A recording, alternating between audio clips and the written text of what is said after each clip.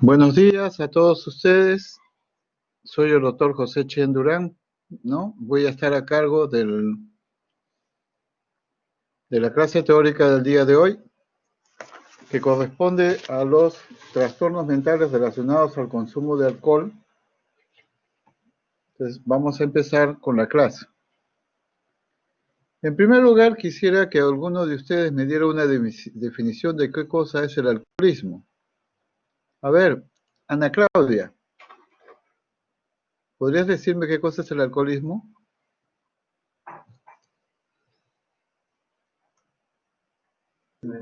Sí, doctor. El alcoholismo es una enfermedad que consiste en la adicción al consumo de alcohol. Muy bien. Andrea Vinali, ¿por qué es importante evaluar o estudiar el alcoholismo?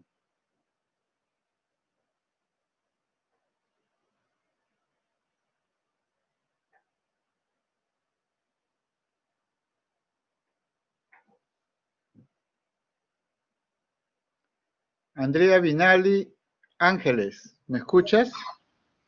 Sí, doctor, buenas tardes. Buenas tardes. ¿Por qué es importante, ¿no?, el estudio del alcoholismo?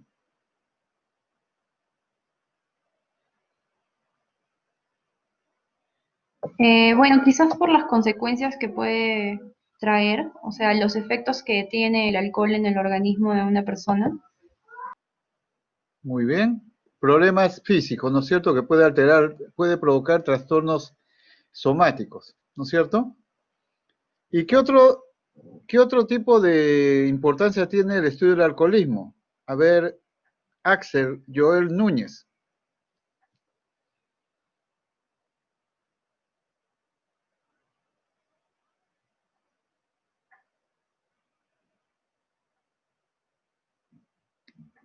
Axel Joel Núñez, ¿me escuchas?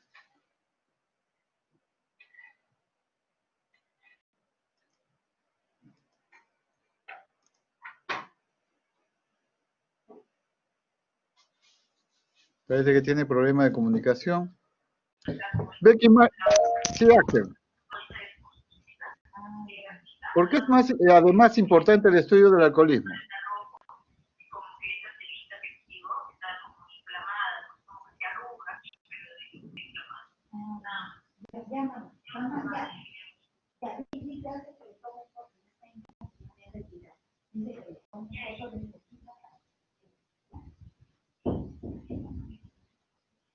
Aló, ¿se me escucha? Ya, ahora sí. Aló, doctor, ¿se me escucha? Sí, sí. Sí. Bueno, es importante estudiarlo, ¿no? Por las consecuencias, que puede llevar a la larga. En, hemos visto que en diversas patologías este es un factor de riesgo para desencadenar ciertas patologías.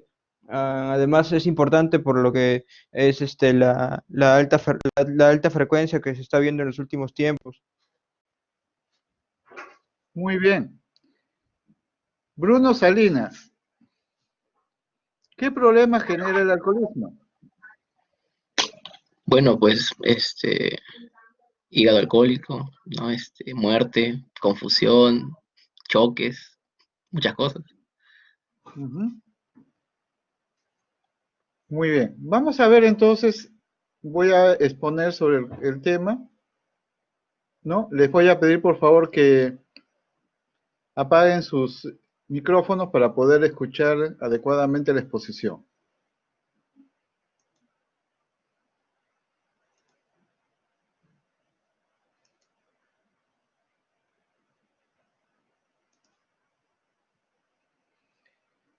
Bien.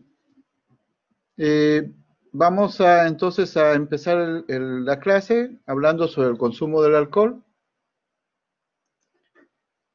¿Qué cosa es el alcoholismo?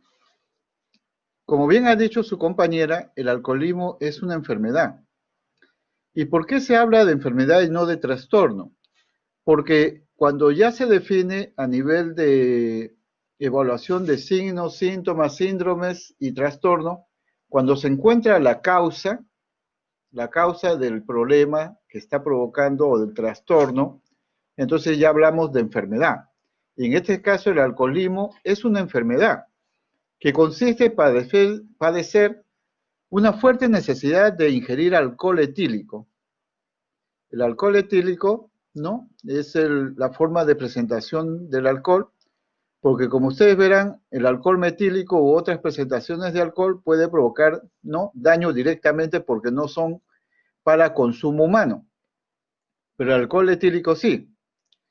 Y esto genera una dependencia, ¿no? No solamente psicológica, sino física, como vamos a ver, porque este cuadro tiene un síndrome de abstinencia típico, ¿no? Síntoma de abstinencia, ¿no?, cuando no es posible su ingesta. Y lo importante de esto es que el alcohólico no tiene control sobre los límites de su consumo. Y lo va elevando a lo largo del tiempo debido a la tolerancia que empieza a hacer al alcohol. O sea, cuando uno empieza a tomar alcohol, el cuerpo se va adaptando al consumo de alcohol y ya el efecto que al inicio tomaba con una determinada cantidad, ya no la vuelve a sentir. Por eso es que tiene que aumentar más las cantidades para sentir el mismo efecto, y a eso le llamamos tolerancia.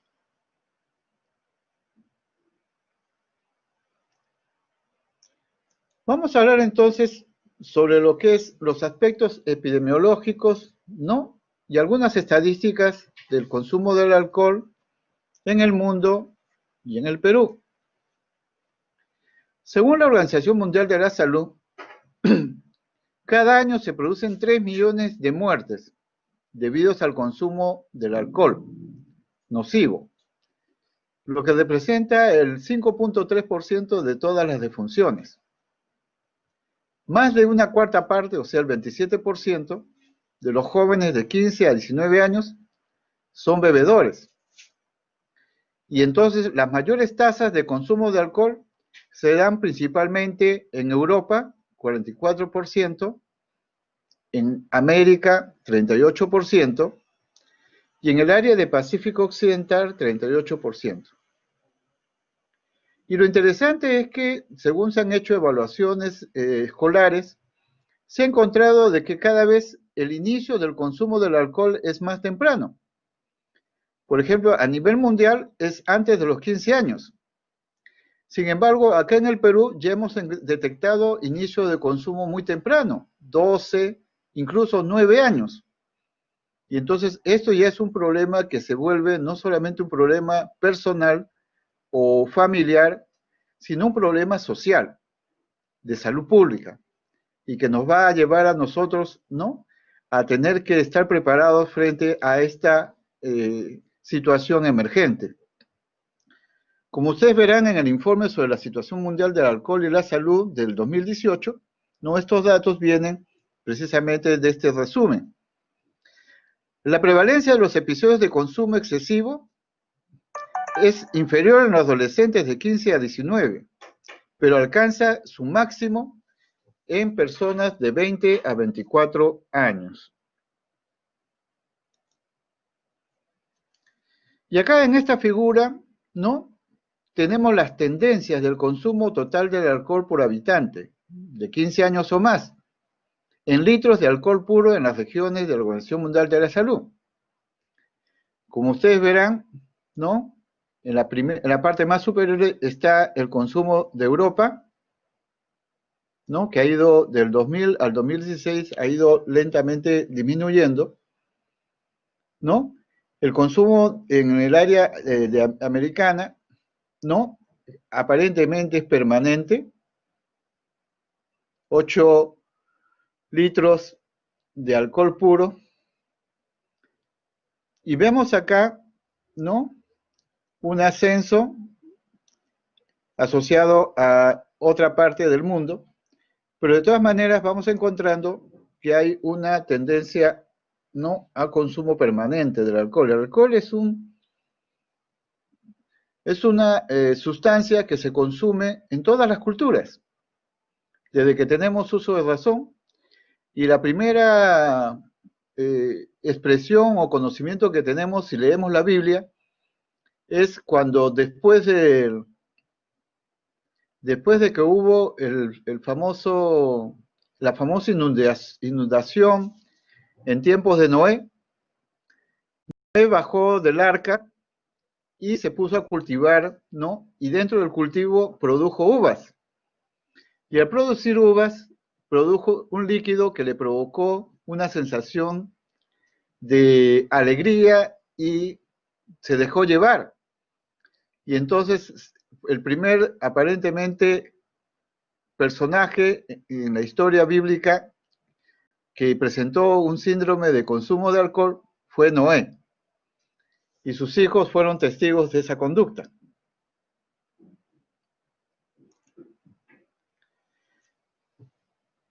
La Organización Mundial de la Salud ha dado la alarma, ¿no? Porque dice que hay un aumento del consumo de alcohol en América y aparentemente Paraguay lidera la lista con 33.9% de su población que ha tenido este tipo de episodios de consumo de alcohol, seguido por otros países. Nosotros estamos, ¿no? En cuanto a porcentaje de la población que consume alcohol, en el 13.5%. 13.5%, o sea, 14 de 100 peruanos consumen alcohol. Y ese es un problema que va a afectar a muchas personas.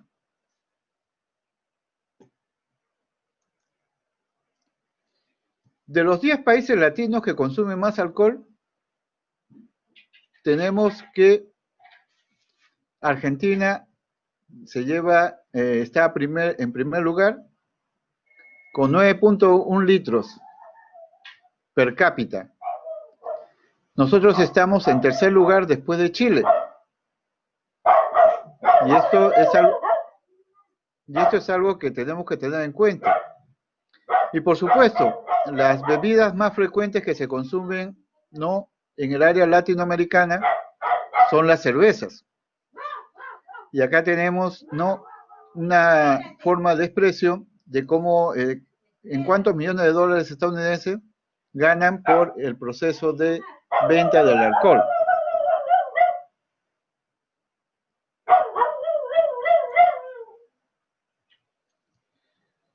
Es importante tener en cuenta que el 45% del alcohol total registrado se consumen en forma de bebidas espirituosas.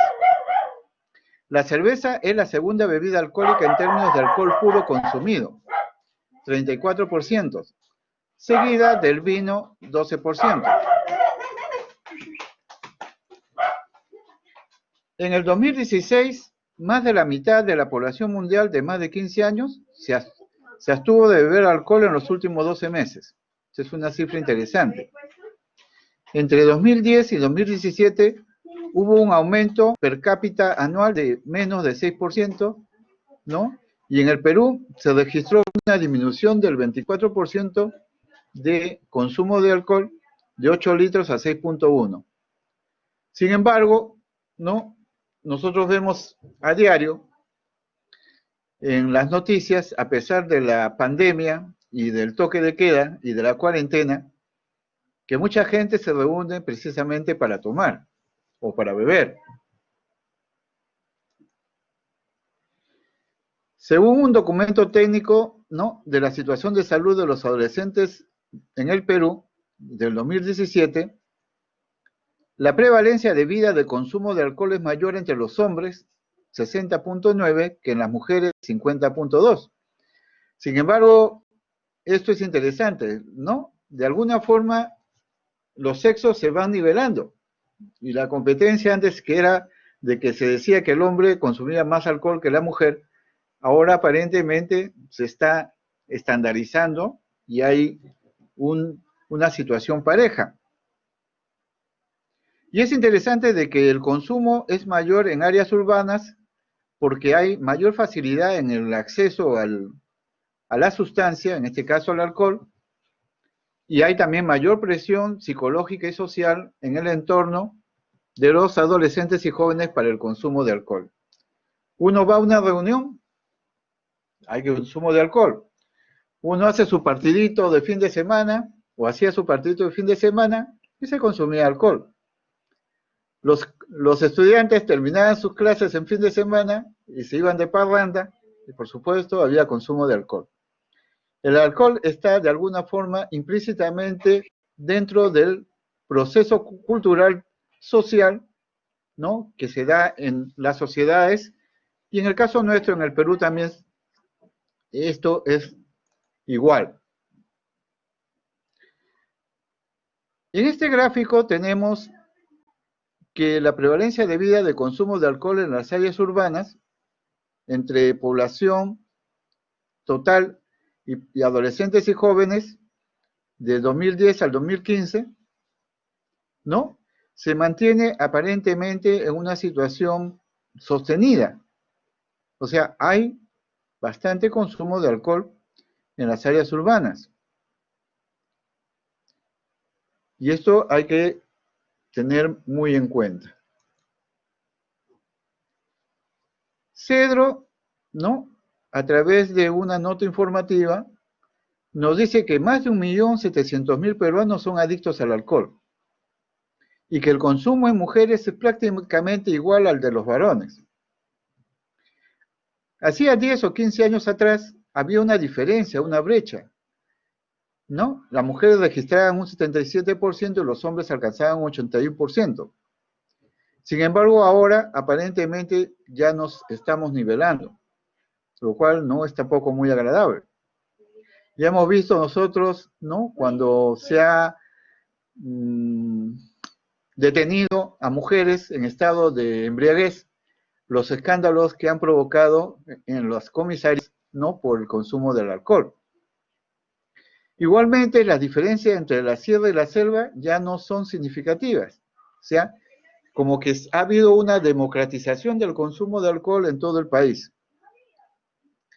Es importante tener en cuenta de que los jóvenes universitarios y los escolares beben en promedio 2 veces por semana, pero hay un subgrupo que lo hace 3 veces por semana, mientras que hay un pequeño porcentaje que lo hace interdiario. Aquí es donde ya hablamos de personas, ¿no?, con un compromiso alcohólico más profundo. Tevida nos habla que el 40% de los menores de edad consumen alcohol con sus propios padres. Eso es interesante.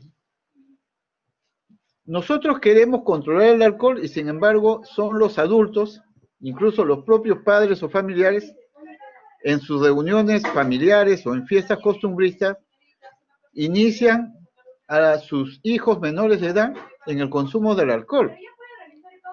Y esto es en el 40%, lo cual es una cifra bastante alarmante, porque en búsqueda de poder controlar, ¿no?, el consumo de alcohol, sin embargo nos estamos encontrando de que esta lucha aparentemente es bien difícil de ganar. Es importante tener en cuenta entonces que el alcohol, dentro de todos los problemas de dependencia, es la primera causa o el primer motivo del consumo de alcohol. El consumo de alcohol es el primer motivo entre todos los problemas de dependencia, más que tabaco, ambos siendo sociales, y más que todas las drogas ilegales. Entonces, cuando hablamos del síndrome de consumo de alcohol, tenemos que tener en cuenta algunos conceptos. El primer concepto que debemos tener es la tolerancia. La tolerancia es la capacidad que tiene la persona de irse adaptando al consumo de una sustancia. Y en el caso del alcohol, normalmente cuando uno empieza a tomar, le produce ciertos efectos. Por ejemplo, una disminución del control cortical para que el cerebro ¿no?, reptiliano o emocional emerja. Es como que nuestro sistema nervioso en el cerebro, el alcohol o cualquier otras conductas está controlado por nuestra corteza cerebral que nos dice para tomar decisiones, para decidir si es bueno o es malo. Pero cuando empezamos a consumir alcohol, y el alcohol es depresógeno, va a provocar que la corteza cerebral que tiene el control pierda el control. De tal forma que se liberan las estructuras subcorticales o de las cortezas subcorticales. Y ahí es donde hablamos de los procesos del cerebro afectivo reptiliano. Entonces empieza a presentarse o emergen las famosas conductas aparentemente de liberación. Y nos volvemos más alegres, aparentemente nos volvemos incontrolables, empezamos a hablar aceleradamente, nos volvemos más audaces, pero eso se debe a la pérdida del control cortical cerebral. Y volviendo a lo que es tolerancia, tenemos que tener en cuenta que la tolerancia es que el organismo va adaptándose al efecto del alcohol, y entonces ya cuando uno empezaba a tomar 1 o 2 vasos de alcohol y sentía una sensación, en la próxima oportunidad, conforme va consumiendo el alcohol, va a encontrar de que necesita doblar o triplicar el consumo para sentir lo que sintió la primera vez. Eso se llama tolerancia. Y esto depende mucho del hígado. Un hígado normal, normalmente, según la literatura, puede metabolizar 1 onza de alcohol en 1 hora. 1 onza de alcohol puro en 1 hora puede ser metabolizado en el hígado. Ahora, si este hígado empieza a alterarse funcionalmente o a dañarse funcionalmente, entonces los efectos del alcohol, ¿no?, van a ser mucho más perjudiciales y el metabolismo va a demorar. El consumo de alcohol provoca una dependencia, principalmente una dependencia física, por la cual cuando uno deja de tomar, cuando uno está acostumbrado a tomar alcohol frecuentemente y lo deja de tomar bruscamente, puede tener, ¿no?, esa ansia de tomar, ese deseo de consumir alcohol, ¿no?, que lo lleva a algunas personas al famoso costumbre de cortar la mañana. Después de una borrachera o 2 o 3 borracheras de un día para el otro, el paciente se levanta con una resaca, siente malestar corporal y necesita tomar, aunque sea una pequeña cantidad de alcohol para sentirse bien. Y eso es lo que decimos nosotros que está generando dependencia. O sea, la voluntad se ve sometida al deseo del consumo del alcohol. Cuando hablamos de abstinencia, hablamos de síntomas, ¿no?, que se van a presentar desde el punto de vista psíquico o físico por efecto de la suspensión brusca del consumo. Como vamos a ver posteriormente, el alcohol tiene un síndrome de abstinencia muy, muy definido y tiene ciertas características. Al presentarse el problema del consumo de la dependencia, las personas empiezan a hacer un consumo compulsivo, o sea, ya en sus mentes el deseo y la idea de consumir alcohol está aparentemente muy metido y lo lleva al consumo constante del alcohol hasta dejar sus actividades sociales, laborales, familiares en el abandono. Y empieza a ver lo que se llama los cambios de comportamiento por el consumo o abuso del alcohol. Cuando es abuso, todavía no hablamos de dependencia, solo estamos hablando de que está una persona tomando mucha cantidad de alcohol que le va a afectar física y mentalmente. Pero cuando ya hablamos de dependencia, empezamos a tener un proceso de deterioro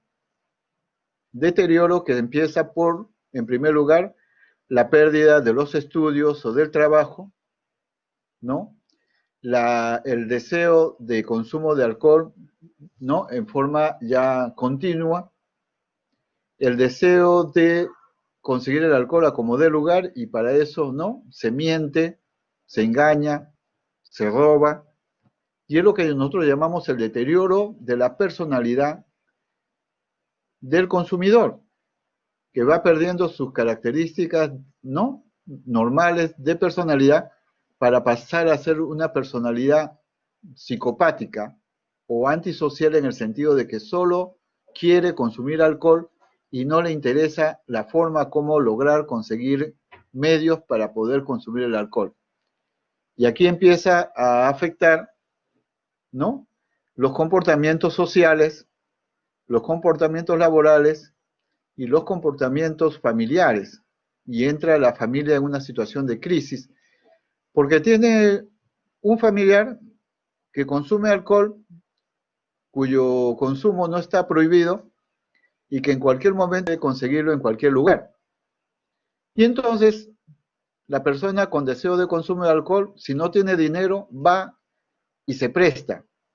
O si no, saca cuenta, va a la tienda y le dice, deme una caja de cerveza y póngala a la cuenta de mi familia, que ellos van a pagar. Y entonces empiezan a generar situaciones de deudas económicas que van a afectar también al entorno familiar. Y por supuesto, los comportamientos antisociales que se presentan y los riesgos que se dan por el consumo del alcohol, como el hecho de manejar vehículos que pueden provocar accidentes, ¿no? El hecho de generar peleas o agresiones, porque hay una pérdida del control y hay un impulso agresivo que se asocia al consumo, que puede terminar incluso en lesiones o en muertes de las personas si éstas manejan armas, ¿no?, y que puedan usarlas como formas de agresión o defensa, pero que no tienen control sobre ellas. Todas estas situaciones, ¿no?, están asociadas al famoso síndrome del consumo del alcohol.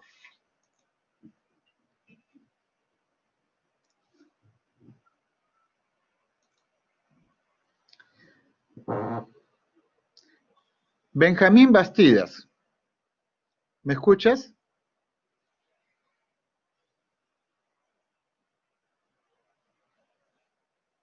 Benjamín, ¿me escuchas?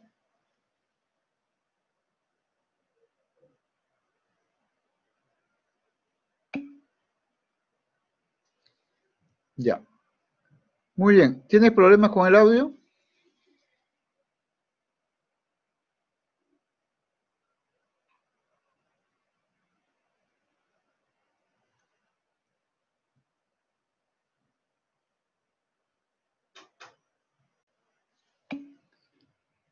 Ya, muy bien. Vamos entonces a seguir con la clase. Les decía yo que las bebidas alcohólicas pueden ser bebidas fermentadas y bebidas fermentadas y destiladas. En la fermentación, como ustedes se darán cuenta en la elaboración de las bebidas fermentadas, ¿no?, lo que se hace es un proceso de fermentación utilizando, ¿no?, procesos enzimáticos para provocar la producción de estos productos. Tenemos la cerveza y tenemos una gran compañía, ¿no?, la Bacchus y Johnson. Vinos de mesa son bebidas que se producen bajo fermentación, ¿no? En algunos casos se les guarda por un tiempo determinado para que no fermente. Y tenemos las bebidas destiladas.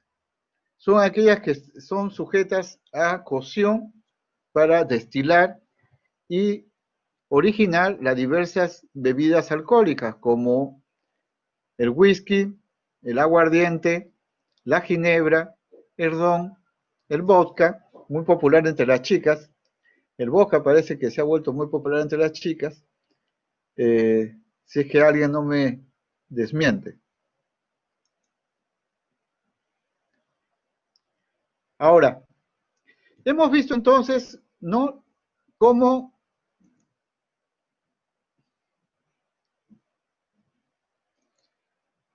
la existencia del problema alcohólico nos lleva a la necesidad de tener que tratar de descubrir tempranamente el alcoholismo. Y entonces hay cuestionarios específicos que no sustituyen la anamnesis, ¿no? Porque la anamnesis es importante cuando uno realiza una evaluación de un paciente con problemas de alcoholismo. Pero es interesante estos dos cuestionarios que vamos a ver, que se utilizan para detectar trastornos por uso de alcohol. Y esto les puede ayudar a ustedes cuando están, ¿no?, evaluando, a aclarar un poquito más cuál es el nivel del problema del consumo de alcohol que tiene su paciente. Los más utilizados son el CAGE y el AUDIT, que se pueden utilizar en adolescentes mayores. El CAGE o CAGE es un instrumento que se ha demostrado eficaz a la hora de establecer un diagnóstico de presunción de alcoholismo, relacionando los ítems contenidos en el mismo con la presencia de trastornos relacionados con el alcohol. ¿Cómo es el test de CAGE? Es un test de prevención de personas en riesgo. Permite detectar un comportamiento potencialmente perjudicial para la salud. Detecta el consumo no responsable de alcohol. Y como ustedes ven, ¿no?, son 4 preguntas. La primera pregunta es, ¿le ha molestado alguna vez la gente criticándole su forma de beber? Sí, 1 punto, no, 0. Segunda pregunta, ¿ha tenido alguna vez la impresión de que debería beber menos? Tercera pregunta, ¿se ha sentido alguna vez culpable por su costumbre de beber? Cuarta, ¿alguna vez lo primero que ha hecho por la mañana ha sido beber para calmar sus nervios o para liberarse de una resaca? Miren que son 4 preguntas bien simples, pero cuyas respuestas son, ¿no?, nos permiten a nosotros prestar mucha atención a las respuestas. Dice que en la valoración de test, si hay un punto, indica que la persona tiene problemas con el alcohol. Pero si tiene más de 2 puntos o 2 puntos o más, entonces ya debemos empezar a considerar que este paciente tiene una dependencia al alcohol. Una forma muy breve de poder tener, ¿no?, información rápida que nos oriente, ¿no?, hacia el diagnóstico.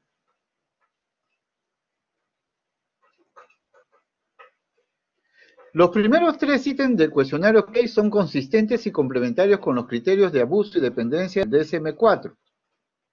Los datos de algún estudio sugieren que estos 3 ítems tienen las mismas propiedades que todo el cuestionario, a pesar del punto de corte considerado. Según el número de respuestas afirmativas en general, se considera que cuanto mayor es el número, mayor será la dependencia. Si le sale de 0 a 1, usted tiene problemas de beber, pero está dentro de lo que se considera bebedor social.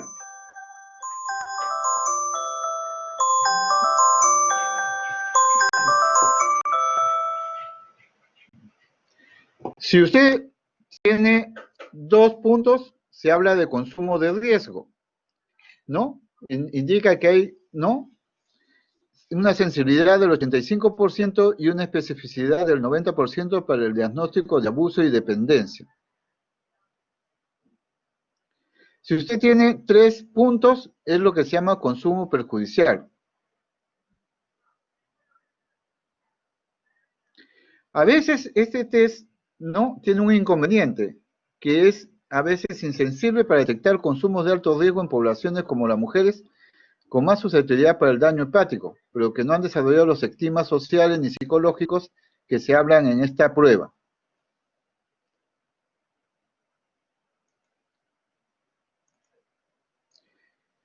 El cuestionario AUDIT.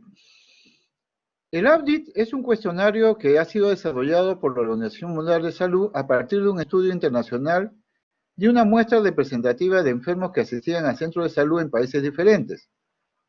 Está validado en nuestro país. Es una escala tipo Likert autoadministrable, o sea que el propio paciente lo puede hacer, que consta de 10 preguntas que no permiten discriminar un consumo de riesgo, 8 puntos en hombres, 6 en mujeres, uso perjudicial, ¿no?, de 8 a 6, y una dependencia cuando sobrepasa los 20 puntos. Para poder aplicar el audit, se suma el resultado de cada respuesta que está entre paréntesis delante de la misma. La escala de valoración va entre 0 a 40 puntos como máximo. Y este es el famoso cuestionario audit.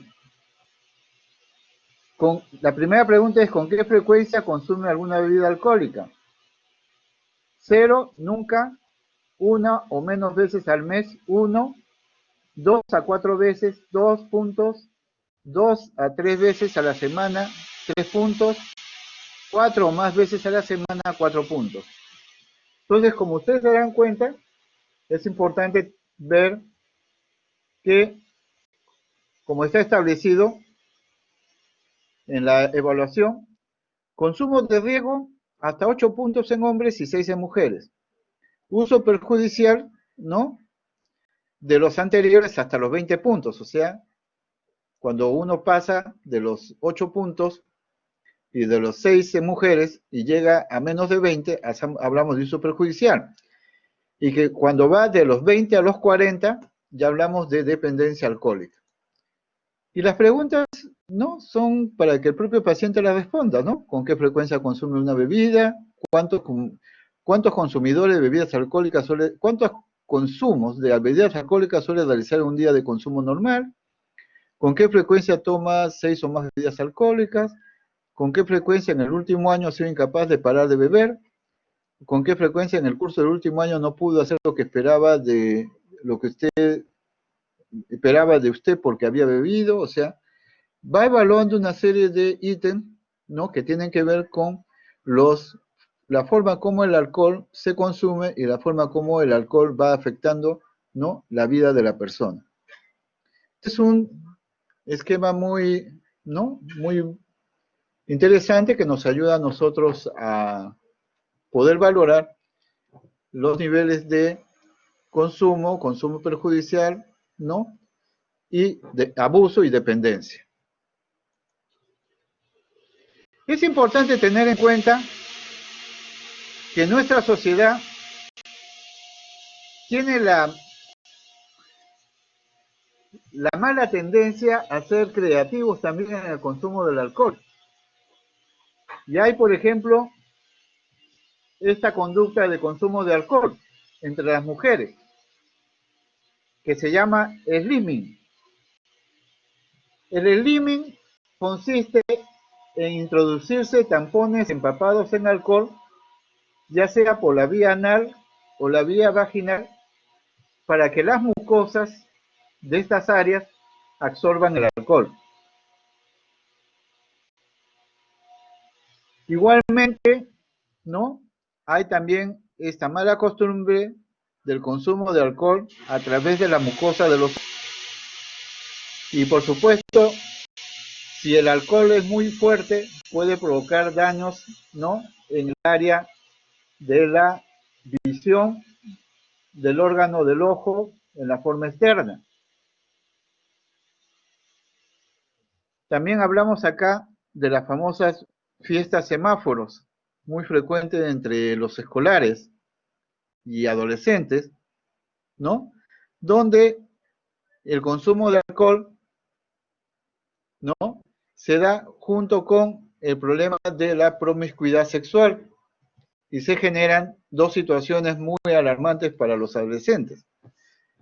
Por un lado, la dependencia al alcohol y por otro lado, la posibilidad de embarazos no deseados o problemas de enfermedades de transmisión sexual.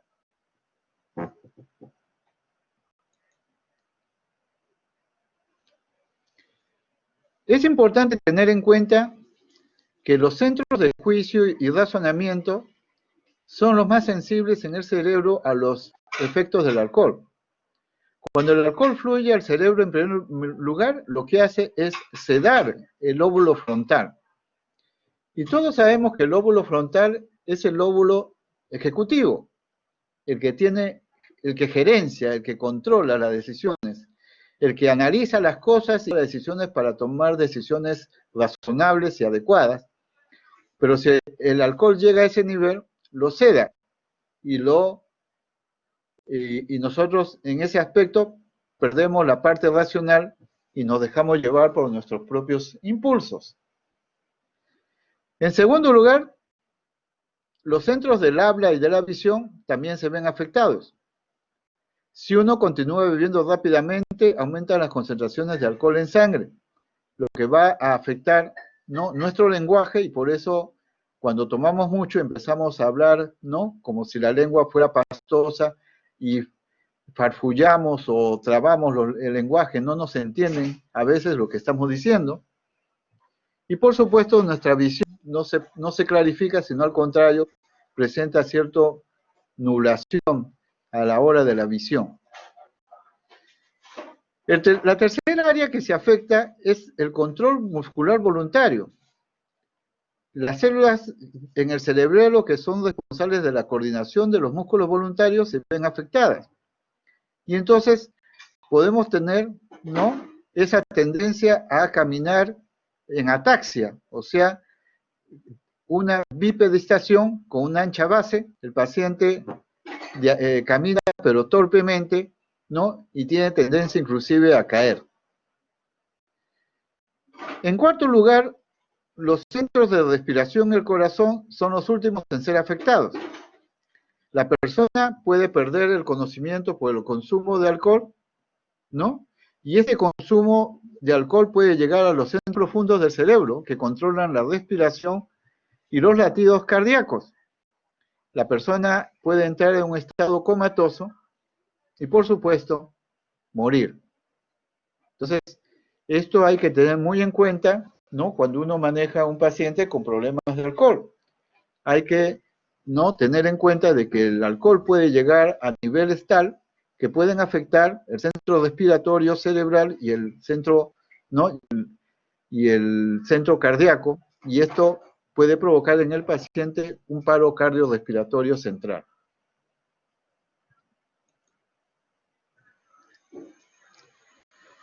¿Cuáles son las consecuencias del alcoholismo? A ver, si tenemos suerte. Brigitte Fiorella, ¿me puedes leer cuáles son las consecuencias del alcoholismo físico? Doctor, buenas tardes. Buenas tardes. Sí, las consecuencias físicas, está el coma etílico, trastornos cardiovasculares, polineuritis, cirrosis, hepatitis, pancreatitis, cáncer de estómago, cáncer de garganta, cáncer de laringe, úlcera de estómago, impotencia, frigidez, síndrome de alcohol fetal, envejecimiento prematuro. Muy bien. Dentro de estos aspectos, Brigitte, ¿cuál es el que a ti te parece el más grave?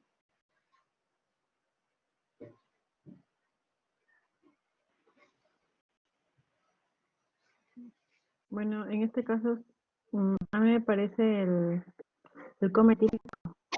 El coma etílico, ¿no es cierto? Ujú. Muy bien. Entonces tenemos en cuenta que el alcohol va a afectar diversos órganos del cuerpo. En primer lugar, como sabemos todos, nosotros tomamos alcohol y entonces el área digestiva va a recibir el primer contacto con el consumo del alcohol. Y entonces se presentan las famosas gastritis post-consumo que pueden llegar a procesos ulcerosos.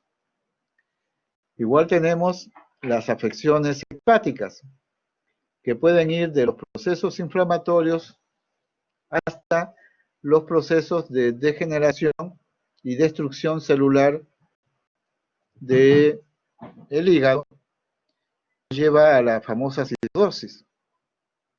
Y este problema de cirrosis se complica, ¿no?, por un trastorno metabólico cerebral. Y muchas personas mueren por insuficiencia hepática. A nivel del estómago hablamos no solamente de la úlcera, sino también del cáncer del estómago, ¿no? Y todo el área de por donde pasa el alcohol puede llevar a cáncer de garganta, cáncer de laringe, ¿no? O sea, a procesos cancerígenos provocados por disminución de las defensas. Al haber daño, puede haber dificultades para que nuestras defensas puedan defenderse del alcohol. Problemas a nivel cardiovascular, que pueden llevar a insuficiencia cardíaca, ¿no? Y nos va a provocar, ¿no? Complicaciones, por ejemplo, con procesos no cardiovasculares que ponen en riesgo al paciente. Las neuropatías provocadas por el alcohol, todos sabemos que el alcohol tiene un efecto sobre la vaina de mielina y hace que la mielina desaparezca. Producto del alcohol puede provocar una destrucción de la mielina que envuelve a los nervios, ¿no? De todo el sistema nervioso central y va a provocar una serie de polineuropatías, ¿no? Que son muy frecuentes por efecto del consumo del alcohol. La parte más grave, por supuesto, es el coma etílico, una situación en la cual el paciente puede estar en estado comatoso y a veces no salir de él. Puede afectar el funcionamiento en el área sexual y, por supuesto, ¿no? Puede afectar también al proceso del embarazo del niño si la madre, ¿no? Es una paciente, ¿no? Con consumo alcohólico de tipo con dependencia al alcohol que puede provocar daños, ¿no? En el feto. Carolina Isabel Sáenz, ¿puedes decirme cuáles son las consecuencias en el área psíquica? ¿Qué puede provocar el alcohol en el área psíquica?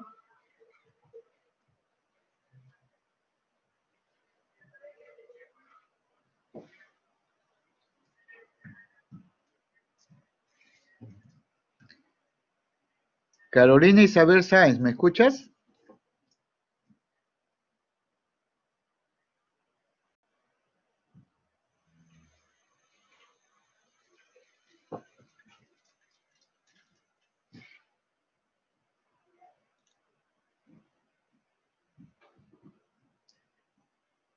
Carolina, ¿me puedes leer la parte de las consecuencias psíquicas del alcoholismo? Sí, doctor, disculpe. Las psíquicas, Sí, las psíquicas. amnesias, depresiones, epilepsia, delirium tremens, esquizofrenia, psicosis, alteración severa de la memoria y demencia alcohólica y suicidio. Muy bien. De todas ellas, ¿cuál es la que a ti te piensas que es la más grave?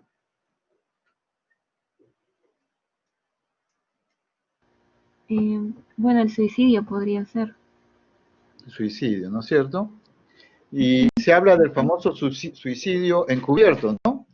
Aquellas personas que pueden estar deprimidas, pueden consumir alcohol y pueden provocar situaciones en las cuales, ¿no? Desean, por el estado depresivo, querer, ¿no? Eliminarse o autoeliminarse. Tenemos pues entonces que el consumo de alcohol va a afectar el sistema nervioso central y va a provocar alteraciones a nivel de la memoria, ¿no? Y aquí vamos a ver algunos cuadros de alteración de memoria por consumo de alcohol. También puede haber, ¿no? El consumo de alcohol, todos sabemos que el alcohol es un depresógeno, o sea, que deprime, ¿no? Las funciones mentales superiores. Entonces, es fácil que una persona con consumo de alcohol, ¿no? Y cierta vulnerabilidad pueda desarrollar cuadros depresivos por consumo de alcohol. Problemas epilépticos, ¿no? Que se pueden dar por alteraciones de polineuritis, ¿no? Y en esto podría dañar alguna parte del cerebro que puede convertirse en un foco epileptógeno. El delirium tremens lo vamos a ver nosotros, ¿no? Aparte. Problemas de esquizofrenias. Todos sabemos que el consumo de drogas, puede alterar la percepción y el pensamiento de las personas. Y algunas de ellas son muy sensibles a este tipo de alteración. Y van a presentar cuadros psicóticos, ¿no? Psicosis al inicio, asociada al consumo. Y estos cuadros de psicosis provocados por el alcohol también pueden ser provocados por otros fármacos, por ejemplo la cocaína o la anfetamina, pueden provocar cuadros psicóticos asociados al consumo, o sea, que uno consume y con el consumo aparece la psicosis. Desaparece el consumo, desaparece la psicosis al inicio. Pero si uno sigue consumiendo continuamente, puede llegar el momento en que la presencia de los cuadros psicóticos se vuelvan independiente del problema del consumo. Entonces uno tiene un cuadro psicótico, pero deja ya de consumir alcohol y sin embargo el cuadro psicótico no desaparece, se vuelve independiente. Ya entonces hablamos de cuadros psicóticos propiamente dichos, o esquizofrenias, por ejemplo, secundarias, provocadas por alcohol, pero que ya se han separado de él y han provocado ya un daño no funcional que va a ser permanente y que va a necesitar un tratamiento continuo. La famosa demencia alcohólica, que es cuando el alcohol va a provocar daño y muerte celular y va a provocar un deterioro de las funciones mentales superiores, y estos pacientes tienen dificultades ya de poder abstraer, de poder razonar o de poder hacer determinadas funciones intelectuales superiores. Y por supuesto el suicidio, que está relacionado mucho a las conductas de riesgo. Por ejemplo, el manejar en forma temeraria, tomando alcohol, puede provocar accidentes y muerte, ¿no? O el hecho de que estas situaciones de consumo puedan deprimir a la persona y provocar también que desee morir. Elisa Sarmiento Minaya, ¿puedes leerme cuáles son las consecuencias del consumo del alcoholismo a nivel social?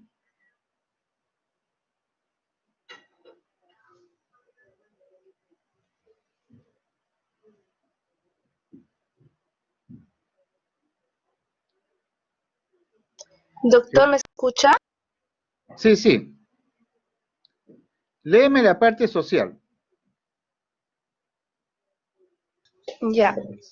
Bueno, consecuencias del alcoholismo de parte social es el rechazo, despido, soledad, ruina económica, falta de higiene, violencia, cárcel, separaciones, accidentes, maltratos y gastos sanitarios.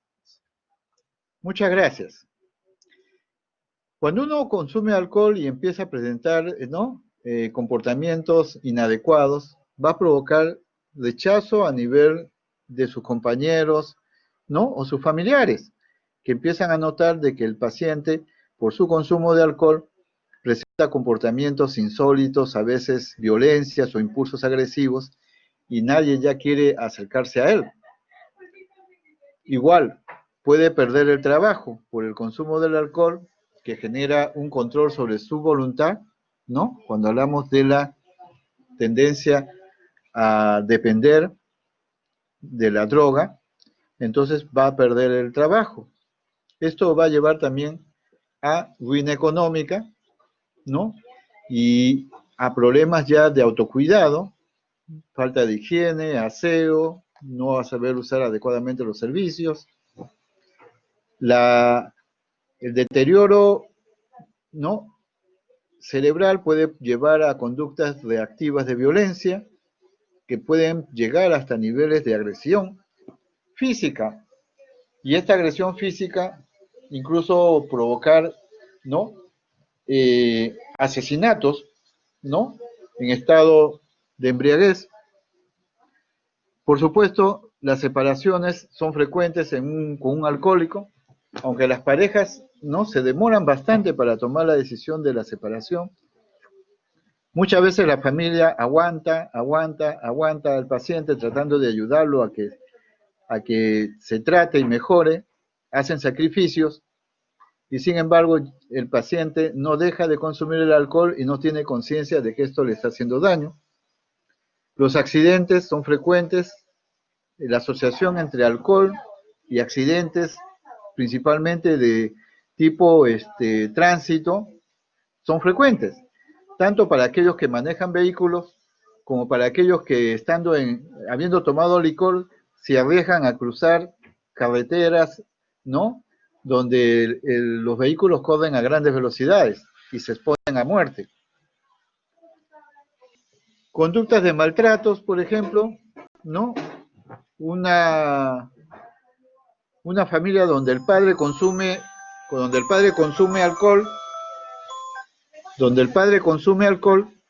va a ser una familia con violencia, ¿no? Violencia de pareja, violencia infantil, ¿no? Violencia familiar, y esto puede ser uno de los factores o causas de estos maltratos. Y por supuesto, ¿no?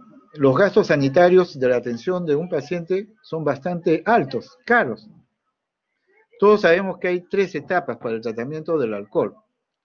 La primera fase es la fase de desintoxicación, o sea, de quitarle, ¿no?, al paciente los efectos de los síndromes de abstinencia que se pueden presentar por dejar el alcohol. En segundo lugar viene lo que es la rehabilitación física, que significa tratar todos los cuadros físicos que pueden haberse presentado en el paciente que necesitan tratamiento médico o incluso quirúrgico. Y en tercer lugar, ya el tratamiento propiamente dicho de la dependencia, que lo maneja generalmente, ¿no?, un especialista en farmacodependencia, que es un tratamiento en los cuales se dan una serie de medicaciones y también de psicoterapias individuales, ¿no?, grupales y familiares, y la rehabilitación social y laboral que necesita este tipo de personas. En esta lámina que vemos ahora pueden ustedes tener, ¿no?, mucho más claro las consecuencias físicas del consumo crónico del alcohol. Cuando uno consume crónicamente el alcohol, va a presentar a nivel cerebral en el 50 o 70% problemas de olvidos, presencia de lagunas mentales, ¿no?, no recordar lo que ha sucedido el día anterior, ¿no?, cuando estuvo consumiendo alcohol, derrames cerebrales, ¿no?, que pueden presentarse en algunos casos en las primeras 24 horas de ingesta. Problemas cardíacos, el 70% de pacientes con consumo crónico de alcohol van a presentar anormalidades en el electrocardiograma y constituyen dentro de las causas de muerte en alcohólicos la primera causa de muerte en alcohólicos, ¿no? El alcohol es la primera, con problemas cardíacos, la primera causa de muerte. Tenemos también que el 10 al 20% de alcohólicos tienen lesión hepática. Inician con hígado graso, que es la acumulación de grasa, ¿no?, por parte del hepatocito, que al principio se presenta en forma sintomática, pero que por los estudios de laboratorio uno encuentra que se está presentando el hígado graso, la acumulación grasa, y necesita un tratamiento. Esta fase es reversible.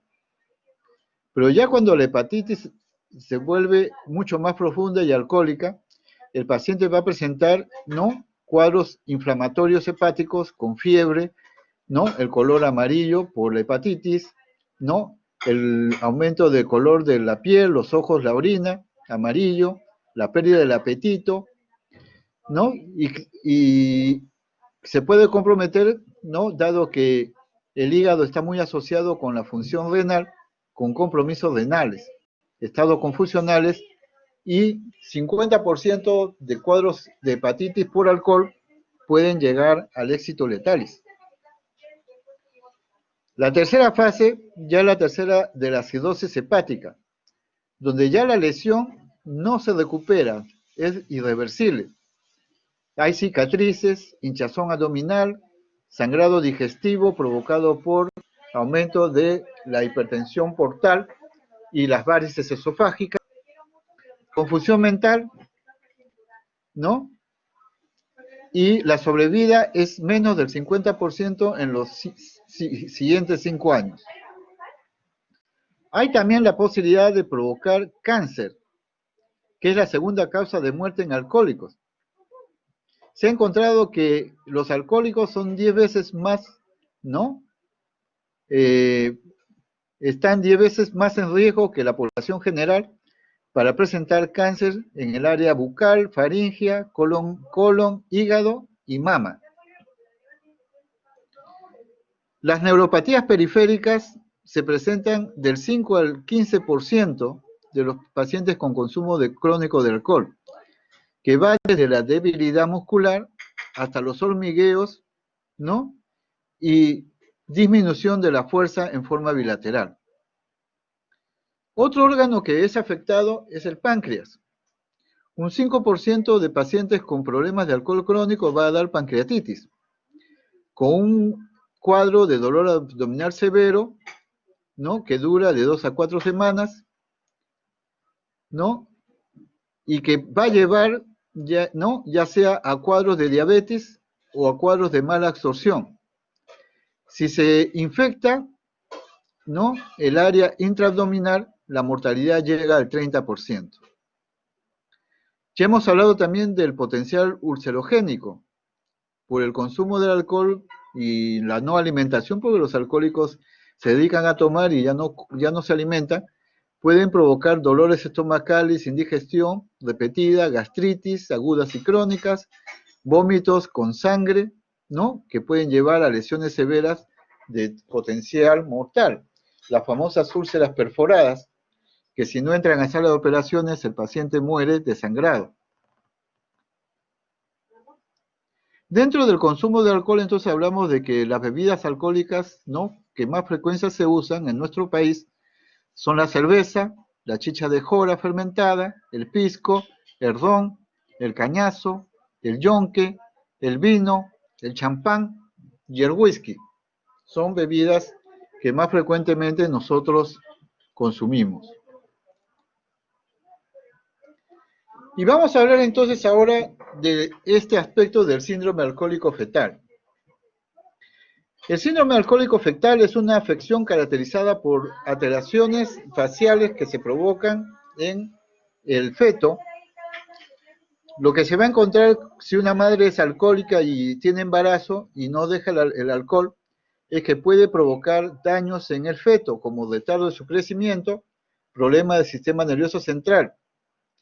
Los niños con el síndrome alcohólico fetal pueden sufrir de discapacidades físicas y problemas de aprendizaje, memoria, atención, dificultad para solucionar problemas, ¿no? Y comportamientos disociales y de conducta. ¿Qué vamos a encontrar en un niño con problemas del síndrome, ¿no?, alcohólico fetal? Podemos, algunas características de esto, que tienen una hendidura palpebral corta, una nariz acortada, el surco nasolabial indistinto, el labio superior delgado, hay una disminución del volumen, ¿no?, del mentón, pequeñas anomalías en el oído, un puente nasal bajo y dobleces del epicanto.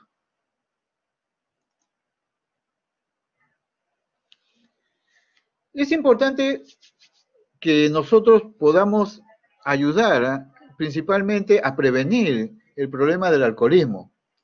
Cuando un adolescente o un niño empieza el consumo de alcohol, lo ideal es evitar que llegue al nivel de la dependencia alcohólica. Pero hay factores que van a condicionar al adolescente a tomar la decisión sobre el consumo de alcohol. Por ejemplo, la de la aceptación por el grupo etario o de la edad. Cuando uno se junta a un grupo y quiere ser aceptado, tiene que hacer lo que el grupo hace, que es generalmente consumir alcohol. Otro factor es la autoestima baja, o sea, el paciente o la persona adolescente que lleva al consumo de alcohol no tiene una estima baja porque debe aprender a decir no. Su un prejuicio que es creer que beber es divertido o tener cuadros de depresión o ansiedad que se calman con el consumo del alcohol. Se habla de predominio masculino, pero ahorita ya estamos viendo que nos estamos equiparando. Problemas de tolerancia, que los padres no acepten que el niño consuma alcohol a muy temprana edad, o que los padres o hermanos mayores sean modelos de consumo, o que tengan amigos íntimos que sean bebedores crónicos. Eso depende mucho de la cultura familiar, y nosotros sabemos que en la sierra y en la selva, ¿no?, los consumos alcohólicos, ¿no?, se pueden dar dentro de la comunidad, que la cultura del tomar licor sea parte de la cultura también familiar. Los problemas económicos graves y los trastornos de salud mental también pueden llevar al consumo del alcohol. Entonces, ¿qué tenemos? Tenemos el problema de que, a pesar de que existe una ley que prohíbe la venta de alcohol a menores de edad, esta no se cumple. Seguimos con una sociedad combi. La sociedad combi, ¿qué cosa? La sociedad que haz lo que tú quieras mientras no haya la autoridad. Eso se llama una anomia social, la pérdida de valores por contar de vender y ganar dinero, ¿no? Los productores de alcohol y los que venden alcohol lo venden a menores de edad sin ningún tipo de sentimiento de culpa. Las grandes fiestas o reuniones sociales donde el consumo de alcohol es principalmente, ¿no?, el motivo principal del consumo, que llega a conductas ya de embriaguez intensa, como ven ustedes en la figura inferior, donde al chico lo tienen que levantar en peso y sacarlo porque ya está haciendo escándalo. Y la propaganda.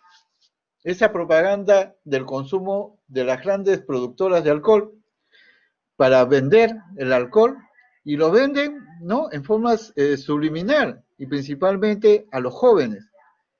Hablan de que el amor está asociado al consumo del alcohol, que la amistad, ¿no?, hay que estar con el amigo, y el amigo, ¿no?, hay que ir con el grupo, y los fines de semana, ¿no?, tomarse su alcohol, su botella de cerveza, o de whisky, o de vodka, ¿no?, porque hay que compartir con los amigos, y tomar licor es necesario para que el amor y la amistad, ¿no?, se mantenga, lo cual es una mentira, ¿no?, mayor, pero que socialmente, ¿no?, hay mucha presión de los medios de producción alcohólica para vender. ¿Qué consecuencias tiene el consumo de alcohol en adolescentes? Que es el área más que debemos enfocarnos más para evitar de que eso se convierta en un problema de alcoholismo crónico. El alcohol es adictivo para todos, y cuando se inicia su consumo antes de los 18 años, la probabilidad de que genere adicción es 5 veces mayor.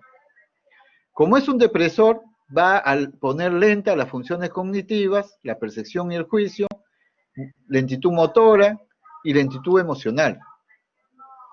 Por supuesto, el alcohol va a afectar también los nutrientes del intestino delgado, y esto va a afectar el crecimiento de los adolescentes, porque la persona no va a recibir los elementos que le ayuden a desarrollarse, ¿no?, en esta etapa de crecimiento.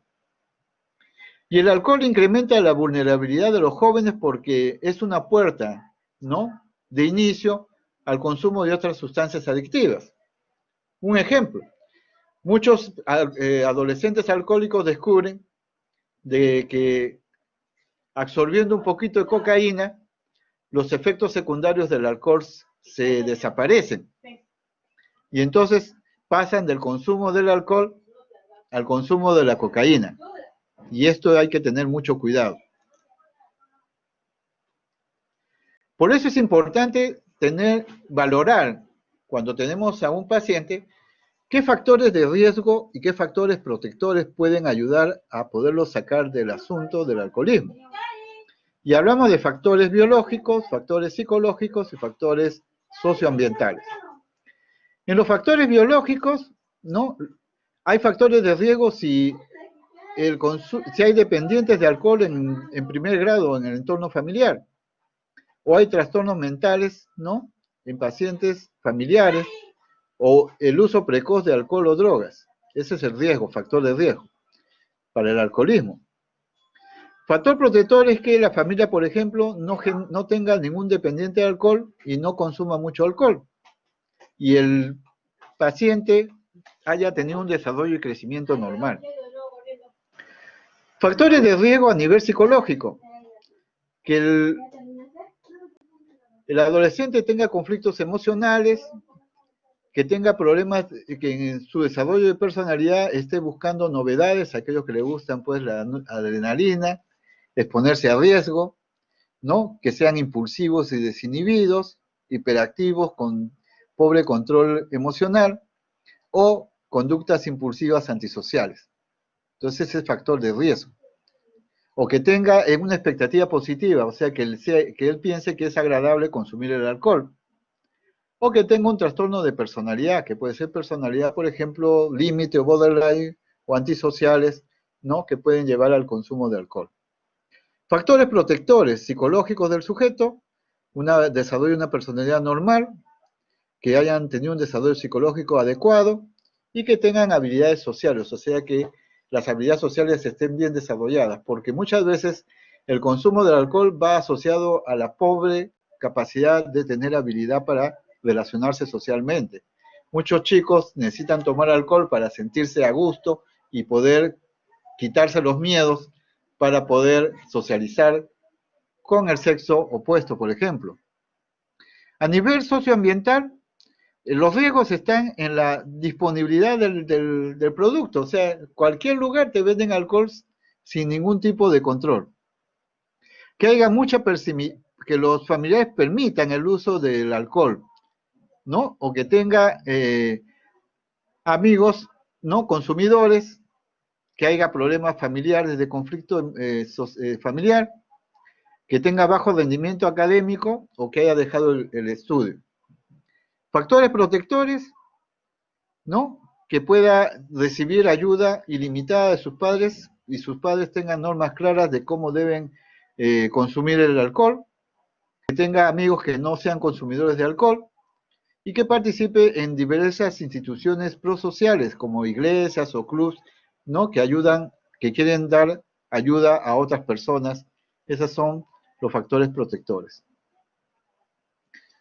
Y acá tenemos una imagen pues de lo que es las fiestas patronales.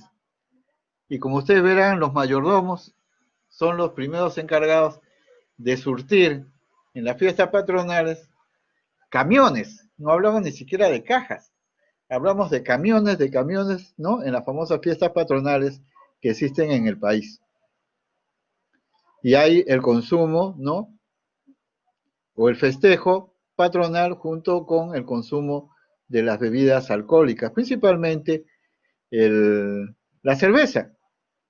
Ustedes se darán cuenta de que, por ejemplo, acá en Lima no se encuentran muchas cervezas de litro, ¿no? Hay de 760 mililitros, porque las famosas botellas de litro de cerveza se consumen precisamente en las fiestas patronales. Y son camiones y camiones de cerveza que van hacia esas áreas. Cuando uno tiene un paciente que sospecha problemas de alcohol, tiene que tener determinados ítems o técnicas para la elaboración de la historia clínica. Debe establecer cuál es la cantidad y frecuencia de consumo, cuánto consume diariamente, ¿no? Establecer cómo es su hábito de consumo, recordar, ¿no? Si tiene grupos o situaciones de riesgo para consumir, detectar signos clínicos de consumo excesivo de alcohol, buscar información con familiares, amigos o otras personas del paciente, porque el paciente nos va a decir de que ellos solo toman 1 o 2 vasitos de cerveza y con amigos. Nunca van a aceptar los pacientes alcohólicos que consumen grandes cantidades de alcohol o que se emborrachan. Entonces usted necesita buscar alternativas de información porque el paciente puede decirle a usted, yo soy un bebedor social, solo consumo 2 o 3, ¿no? Botellas de cerveza con mis amigos, entre 4, entonces yo no consumo mucho alcohol. y está mintiendo o lo está engañando y usted tiene que tratar de encontrar la verdad.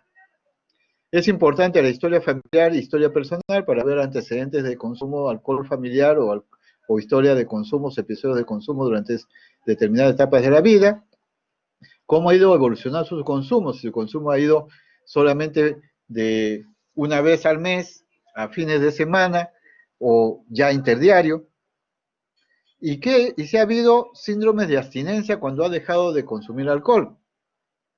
Y por supuesto, valorar la motivación del paciente para dejar el alcohol.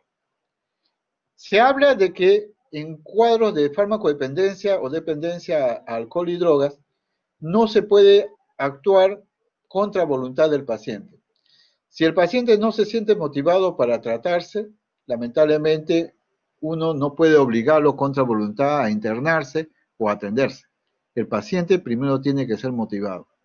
Y este es un problema, porque dado que el compromiso de la conciencia del consumidor de alcohol está comprometido, él no tiene nadita de motivación para dejar de beber, salvo que ya llegue a niveles en los cuales no está en totalmente abandono por complicaciones médicas o complicaciones o abandono familiar, o que la familia, los hijos, ¿no?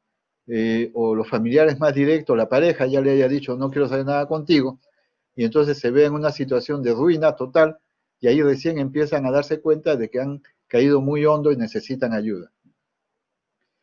Una forma a veces de obligar a veces que se recomienda a los familiares es presentar el problema del consumo de alcohol. Si es un consumo de alcohol perjudicial que está dañando la economía de la familia o dañando la vida de los familiares o de la pareja, es llevarlo al paciente ante el juez.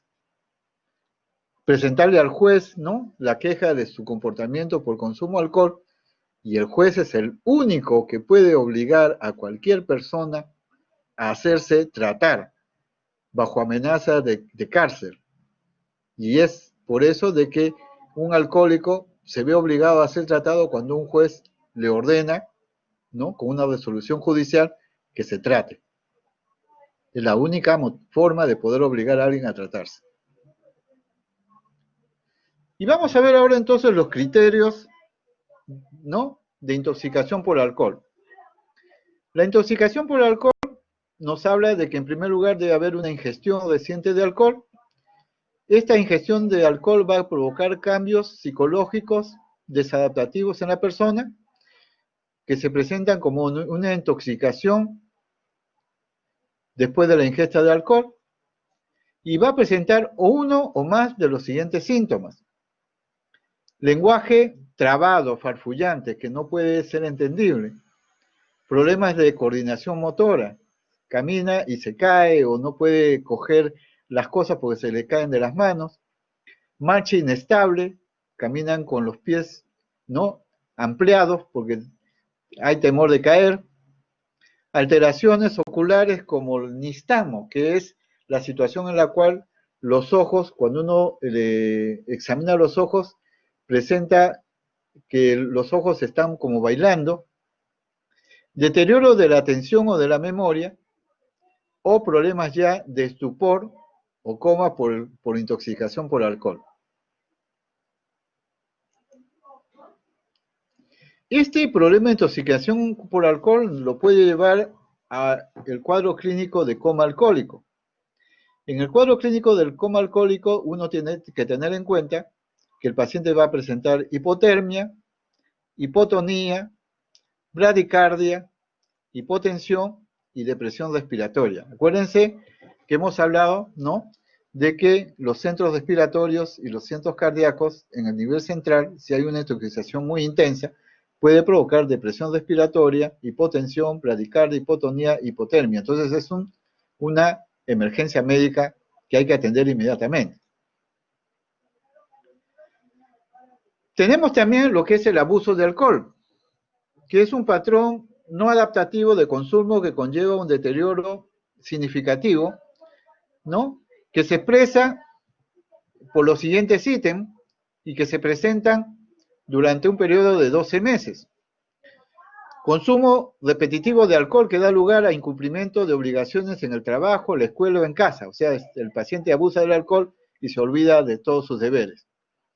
Consumo repetitivo de alcohol en situaciones en las que hacerlo es físicamente peligroso, porque sabe que le hace daño, pero lo sigue tomando. Problemas legales, ¿no? Repetidos con el consumo de sustancias, ¿no? Que ha tenido problemas, ¿no? O peleas, discusiones policiales, judiciales, ¿no? Que lo han pescado manejando ebrio. Y entonces, estas situaciones también son importantes tener en cuenta. O sea, uno o más de estos ítems durante un periodo de 12 meses nos habla del abuso del alcohol. Consumo continuado de alcohol a pesar de problemas sociales o problemas personales causados por los efectos del alcohol. Entonces, hay que tener en cuenta el abuso del alcohol. Cuando hablamos de dependencia, hablamos de que para que haya dependencia de alcohol deben presentarse en los 12 meses previos 3 o más síntomas siguientes. El deseo compulsivo de tomar el alcohol, o sea, es un deseo irrefrenable. La conciencia de disminución de la capacidad de controlar el consumo, o sea, no puede controlar, el paciente no puede dejar de consumir. O sea, no puede abstenerse, que significa, ¿no? Si le ofrecen algo, lo va a tomar. Si yo le ofrezco alcohol, él no puede decir no.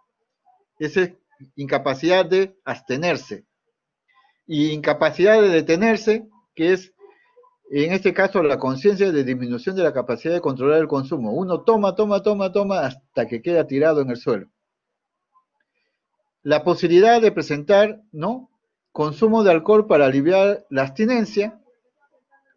La presencia de tolerancia, o sea que el efecto del alcohol ya no es el mismo, en pocas cantidades tiene que seguir tomando más. El abandono de otras fuentes de placer, ¿no? Otros entretenimientos. Persistir con el consumo a pesar de que sabe que le está haciendo daño. Y las famosas recaídas después de ciertos periodos de abstinencia. Hay periodos en los cuales el paciente puede dejar de tomar. 3 meses, 4 meses, y de repente, ¡pum!, recae. Y hay pacientes que logran tener abstinencias largas, 7, 15 años, pero siempre hay el riesgo de recaída. Entonces, para eso se necesita siempre el apoyo de la psicoterapia y la terapia de grupos y ciertas asociaciones que ayudan a los alcohólicos a poder controlar este problema de dependencia de alcohol. ¿Qué otros trastornos, aparte de lo que hemos dicho ya, de la intoxicación aguda, del problema del abuso del alcohol y de la dependencia? Tenemos acá otros trastornos asociados al alcohol. La famosa encefalopatía de Wernicke, el síndrome de Korsakoff y el síndrome de abstinencia o el delirium tremens, que es una psicosis por abstinencia. Acuérdense, la psicosis de delirium tremens es una psicosis por abstinencia, o sea, es porque uno deja bruscamente de tomar el alcohol. En la encefalopatía de Wernicke, ¿no? Tenemos que hay una triada, que es el nistamo y la oftalmoplegia, con cambios en el estado mental e inestabilidad en la marcha. Esta encefalopatía es una lesión bioquímica cerebral causada por una demanda metabólica abrumadora sobre las células con niveles bajos de tiamina. Entonces, el hecho de que la tiamina no esté baja y que no haya tiamina en el sistema nervioso va a provocar una demanda metabólica abrumadora. Sabemos que la coenzima esencial de las vías metabólicas del cerebro en la transmisión sináptica de vías colinérgicas y serotoninérgicas.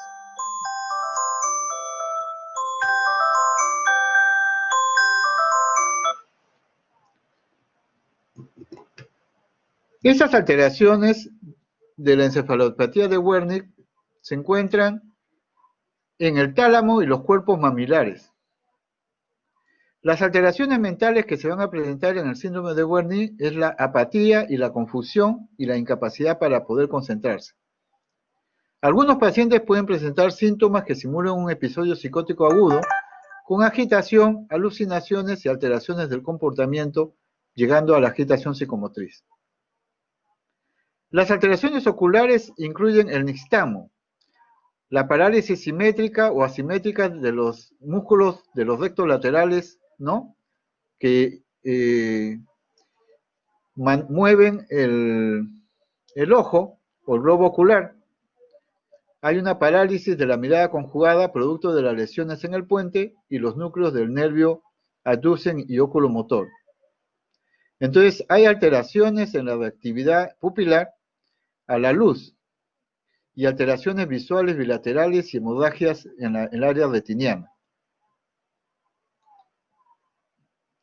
La pérdida del equilibrio en la marcha y la ataxia en los miembros y la disartria se deben a alteraciones en el vermis cerebeloso y en la disfunción vestibular. Esto es en cuanto al síndrome de Wernicke. En su fase aguda, el manejo agudo de este cuadro se debe hacer con la administración de tiamina para enterar, para que la enfermedad no progrese a un estado estuporoso o un coma o muerte. Entonces hay que usar tiamina en grandes cantidades para controlar inicialmente este cuadro.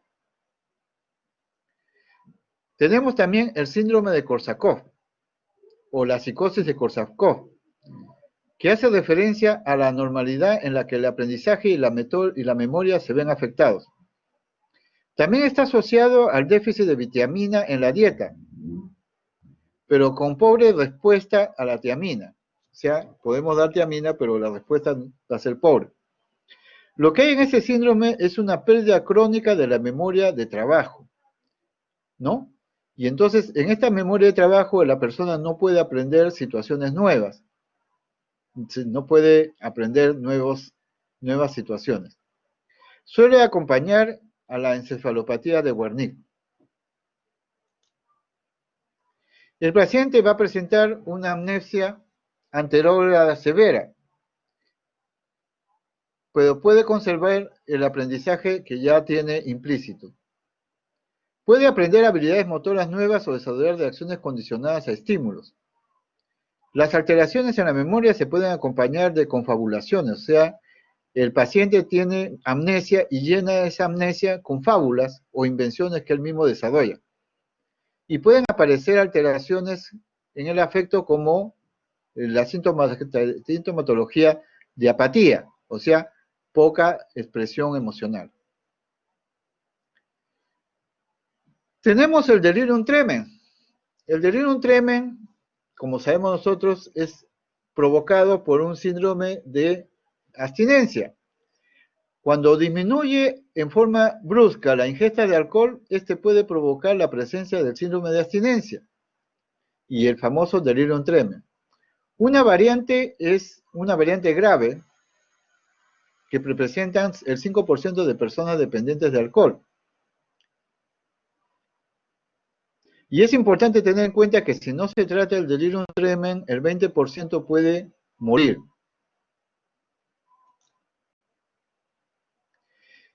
El delirium tremens es un síndrome mental orgánico caracterizado por grados variables de alteración en la conciencia, agitación psicomotora, alteraciones de la sensopercepción, porque percibe alucinaciones vívidas, ¿no? Como animalitos, ¿no? Que caminan, o bichos que le caminan por el cuerpo, incapacidad para mantener la atención, ¿no? Alteraciones autonómicas como sudoración profunda, cambios en la presión arterial y en el pulso, que pueden llevar a presentar convulsiones y muerte. La presentación clínica se va a dar generalmente entre las 48 y 96 horas después de la última ingesta de alcohol. La secuencia clínica empieza con un temblor. Secundario a la abstinencia alcohólica aparece en las primeras 12 horas posteriores a la última ingesta de alcohol, un temblor. El temblor va con sudoración leve, ansiedad, inquietud, náusea, vómitos, cólicos abdominales e hiperreflexia. Puede presentar alucinosis alcohólica, que como hemos dicho, la alucinosis alcohólica es cuando el paciente se da cuenta de que está alucinando, es consciente de sus alucinaciones, pero tiene alucinaciones que se le presentan. entre las 24 y 48 horas posteriores a la suspensión de la ingesta de alcohol. Estas alucinaciones principalmente son visuales, especialmente microscopsias, táctiles y auditivas. Hay un estado de ansiedad que se desarrolla como una crisis de pánico, puede presentar náuseas, vómitos, taquicardia, hipertensión y temblor esencial. Puede llevar a la presencia de convulsiones, ¿no?, a las 48 horas después de la última ingesta, de tipo tónico-clónica generalizada.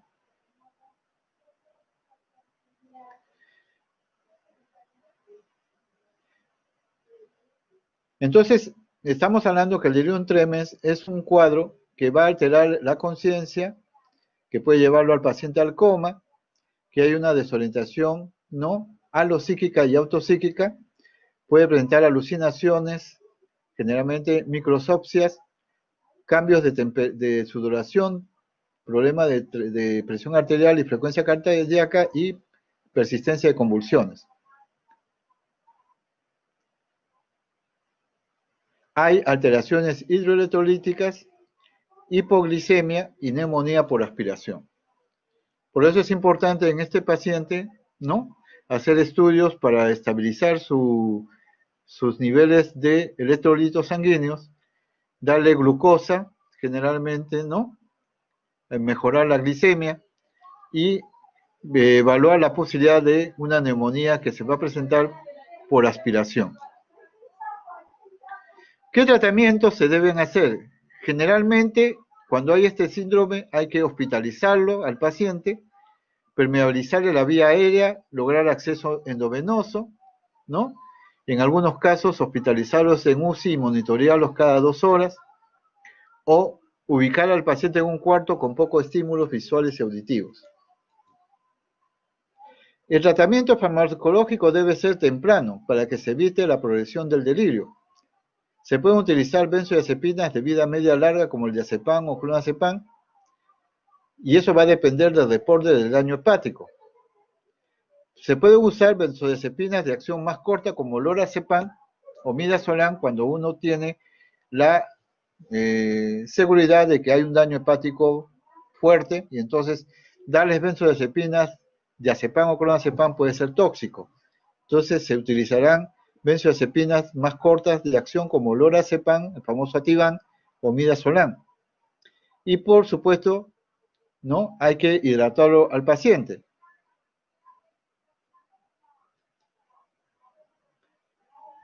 El lorazepam se puede aplicar de 1 a 2 miligramos por vía oral cada 6 horas según respuesta clínica, se mantiene 1 miligramo cada 12 horas.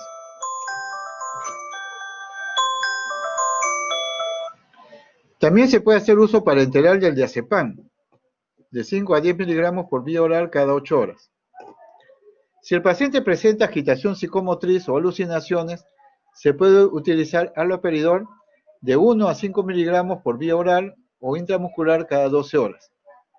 Si el paciente presenta convulsiones, se puede utilizar carbamazepina en dosis de 200 miligramos cada 12 horas, se le puede llevar a 400 cada 12 horas por 7 a 10 días y luego disminuyendo a 200 miligramos diarios hasta suspender si se ha controlado las convulsiones. En caso de déficit nutricional es importante darle ácido fólico, 1 miligramo vía oral al día durante 7 días, tiamina de 100 miligramos, ¿no?, intramuscular y después por vía oral por 7 días. Si hay sospecha de síndrome de Wernicke, se dan 300 miligramos endovenoso, ¿no?, de tiamina cada 8 horas y luego una tableta de complejo B cada 7 días. ¿No? Diaria, pero una tableta de complejo B diaria por 7 días. El sulfato de magnesio también es una sustancia muy útil en los problemas de las convulsiones. Acuérdense de las famosas convulsiones de las embarazadas, ¿no? En las convulsiones para embarazadas se usa el sulfato de magnesio. Igual, para este problema de delirium tremens con convulsiones podemos utilizar el sulfato de magnesio en goteo, ¿no?, por vía endovenosa a una dosis de 1 a 2 gramos por hora, con control estricto de la diuresis, la frecuencia respiratoria y los reflejos osteotendinosos. Igual se habla de que la hidroxina a 50 miligramos intramuscular tiene buen efecto sobre las convulsiones. Si uno encuentra que el paciente presenta muchos temblores, ¿no? Y muchas alteraciones de la frecuencia cardíaca, se puede utilizar propanolol, tableta de 40 miligramos, una tableta o dos por día para controlar estos síntomas. ¿Cómo está la mortalidad asociada al alcohol? ¿No? Se habla que el 23% de accidentes de automóviles en jóvenes entre 15 y 24 años fallecen, ¿no? Asociados a problemas de accidentes con alcohol. 33% son muertes por suicidio, 22 muertes por homicidio y 15% por accidentes. Ya accidentes, ¿no? Donde la persona en estado etílico, ¿no? Corre riesgos innecesarios al cruzar, ¿no? Las vías de tránsito. ¿Cuál es el tratamiento farmacológico de la dependencia? El tratamiento debe hacerse en forma individual y evaluando riesgos y beneficios, y debe acompañarse de grupos de apoyo y psicoterapia, como vemos acá. Un grupo que ayuda bastante a este problema de alcoholismo es Alcohólicos Anónimos. Se puede usar para el tratamiento de la farmacológico de la dependencia, y hablamos de la dependencia propiamente dicha, y no de las fases agudas del delirium tremens o de la intoxicación, sino ya el tratamiento de base, disulfiram o antabuse, que se usa para motivar la abstinencia o la aversión al alcohol. Es un medicamento que inhibe la desidrogenasa que conlleva una acumulación de aldehído si se consume alcohol. ¿Y qué efectos provoca este disulfiram si el paciente está tomando alcohol? Que presente rubor facial excesivo, palpitaciones, taquicardia, náuseas, debilidad, dificultad respiratoria, dolor torácico, ¿no? Y entonces, por eso es que se le recomienda al paciente que se le va a dar disulfiram, que no puede tomar alcohol porque el disulfiram combinado con alcohol puede provocarle, ¿no? Un efecto adverso muy intenso. Los efectos adversos del disulfiram es la hepatotoxicidad y las neuropatías. La dosis que se usa del antabuse es de 250 miligramos por día y se puede medir en la orina su metabolito, que es la dietilamina. Otro medicamento que se usa en la dependencia al alcohol es la naltrexona, que es un antagonista opioide que bloquea, ¿no? Determinadas áreas y que provoca una disminución de la apetencia por el alcohol. Entonces, como el alcohol es una actividad dopaminérgica en el núcleo accumbens, hay lo que se llama efectos de recompensa derivados del consumo. La naltrexona lo que hace es disminuir esta respuesta de recompensa y por lo tanto disminuir el consumo del alcohol. Es eficaz la naltrexona para mantener la abstinencia y para bloquear el descontrol sobre el consumo y la progresión hacia la decaída, ¿no? Y facilitar la adherencia al tratamiento. Se utiliza 50 miligramos por día y hay también presentación inyectable de liberación prolongada. El acamprosanto es un medicamento que disminuye la tasa de recaídas luego de alcanzar el periodo de abstinencia. Es un aminoácido derivado de la taurina que funciona, ¿no? En las áreas cerebrales del glutamato, estabilizándolo. Normaliza el sistema del glutamato que se presenta durante la abstinencia temprana. Se puede usar tabletas de 333 miligramos para uso de 5 a 7 tabletas al día. Estamos hablando de medicación que debe ser manejada por especialistas, pero que ustedes tienen que tener conocimiento más o menos de qué es lo que un paciente con problemas de dependencia de alcohol puede estar usando. En el tratamiento de la intoxicación aguda, nosotros tenemos que tener primero en cuenta que el alcohol se sintetiza en el hígado a una tasa de 12 a 18 centímetros cúbicos por hora, dependiendo de la tolerancia y del género. El flumacenilo, que se usa, por ejemplo, para bloquear los efectos de la intoxicación por benzodiazepinas, no funciona con el alcohol o con la intoxicación aguda de alcohol. Si el paciente presenta coma o estupor, hay que manejar este problema en cuidados intensivos por las complicaciones médicas. Un paciente alcohólico y violento es importante utilizar el haloperidol, ¿no? Para después valorar el estado de conciencia, ¿no? La hemodinámica y la situación respiratoria. Hay que disminuir el tiempo de duración en los riesgos asociados a la desintoxicación aguda. Se puede usar tiamina 50 a 100 miligramos por día intramuscular o endovenoso lento e hidratar al paciente durante todo el proceso con destroza al 5% para aportar glucosa y disminuir la intoxicación.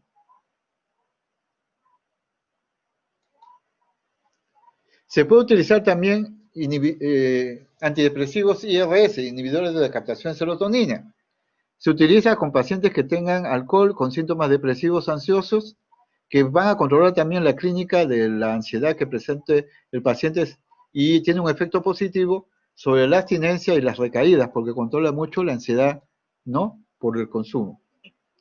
Entonces tenemos que el tratamiento para la adicción debe ser farmacológico en un primer nivel, también psicoterapia conductual, generalmente con contrato conductual, relajación, terapia aversiva o entrenamiento asertivo para autocontrol, terapia conductual de grupo, para que aprenda también a participar con otros que han pasado por las mismas circunstancias y los ayuden a que tengan esperanza en controlar el problema del consumo.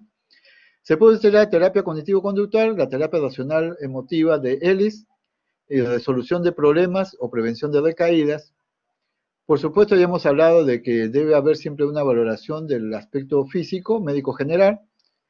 El tratamiento de rehabilitación, ya hemos dicho, hay que tratar el problema de organicidad cerebral, los problemas de la acidosis, las miopatías cardíacas y las pancreatitis, que son secuelas, ¿no? Que tienen que ser tratadas como procesos médicos que se van a dar asociados al alcoholismo. Y por supuesto el tratamiento familiar para que la familia esté preparada para poder ayudar al paciente en su problema.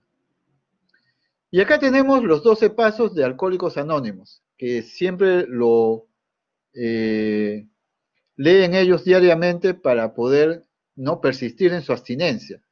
La idea del control de la dependencia del alcohol es que siempre hay riesgo de recaída, pero lo importante no es de caer y quedarse allí, sino caer y volverse a levantar. Y los Alcohólicos Anónimos tienen este tipo de apoyo corporativo entre sus miembros para ayudarse entre ellos a mantener la abstinencia. Y ellos dicen, admitimos que éramos impotentes ante el alcohol, que nuestras vidas se habían vuelto ingobernables. Llegamos al convencimiento que solo un poder superior a nosotros podía devolvernos el sano juicio. Decidimos poner nuestra voluntad y nuestras vidas al cuidado de Dios, tal como nosotros lo concebimos. Y sin temor hicimos un inventario moral de nosotros mismos. Admitimos ante Dios, entre nosotros mismos y ante otro ser humano la naturaleza exacta de nuestras faltas. Estamos dispuestos a dejar que Dios eliminase todos estos defectos de carácter. Humildemente pedimos que nos libre de nuestros defectos. Hemos hecho una lista de todas aquellas personas a quienes habíamos ofendido y estuvimos dispuestos a reparar el daño que los causamos. Reparamos directamente a cuántos nos fue posible el daño que les habíamos causado, salvo aquellos casos en que el hacerlo perjudicaría a ellos mismos o a nosotros. Continuamos haciendo nuestro inventario personal y cuando nos equivocamos admitimos inmediatamente. Buscamos a través de la oración y la meditación mejorar nuestro contacto consciente con Dios, pidiéndole que nos deje conocer su voluntad y nos dé fortaleza para aceptarla. Habiendo experimentado un despertar espiritual como resultado de estos pasos, tratamos de llevar este mensaje a los alcohólicos de practicar estos principios en todos nuestros actos. Entonces, los Alcohólicos Anónimos, ¿no? Son un grupo de apoyo. También tenemos grupos que han tenido bastante efecto, de grupos religiosos como los evangélicos, donde la respuesta al problema de alcohol es interesante. Hay la práctica del evangelio, ¿no? Ayuda a muchos de ellos a poder controlar su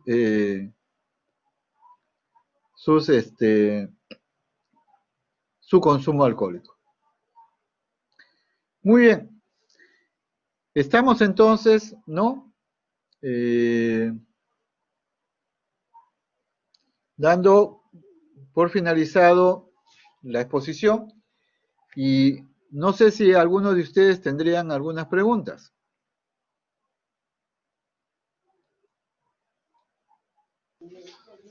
Doctor, una consulta. ¿Por qué Sí. cuando habló de la parte de bebedor social, dijo que era una persona que ya era una enferma del alcohol? ¿Tiene que haber un bebedor social, por ejemplo, que beba cada semana o también se puede considerar un bebedor social que bebe cada 15 días? No entendí muy bien esa parte.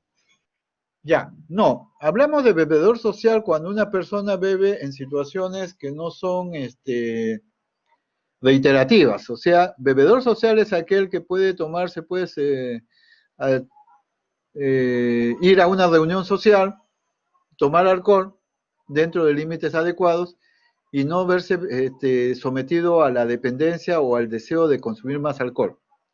Eso se llama bebedor social. Entonces, el bebedor social está dentro de los límites del bebedor normal. Cuando hablamos ya de abuso de alcohol es cuando uno ya sobrepasa esos límites de bebedor social. Y cuando hablamos ya de dependencia es que ya la situación es incontrolable.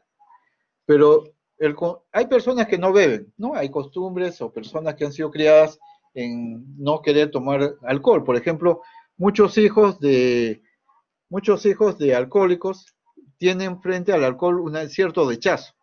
Y entonces ellos crecen con la conducta de no beber una sola gota de alcohol. Y es su forma de vivir normal. Pero en nuestra sociedad nosotros tenemos la costumbre de tomar licor o aperitivos, ¿no? Una forma regular, pero que no llega a ser una situación de abuso, ni de dependencia, ni de intoxicación. A eso le llamamos bebedor social. Una persona que es consciente de que está consumiendo alcohol, pero que este alcohol está limitado y controlado, ¿no? Y el paciente y la persona puede manejarlo tranquilamente. ¿Ok? ¿Aclaramos el concepto? Sí, doctor, muchas gracias. Muy bien. ¿Alguna otra pregunta, por favor?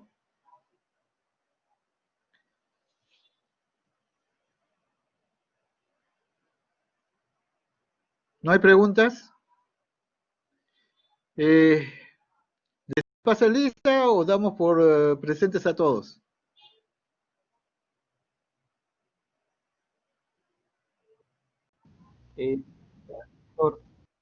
Ahora, algunos tenemos clase de terapéutica ahorita, ¿no? Muy bien, entonces Sí, vamos a doctor. darle ya la asistencia completa para todos, ¿ok? Muchas Muchas gracias. gracias. Ya, cuídense, lean bastante este tema es muy importante porque lo van a ver en emergencia cada rato, ¿eh? Cuando ustedes vean problemas de ingreso por alcohol, ese es el pan de cada día en emergencia.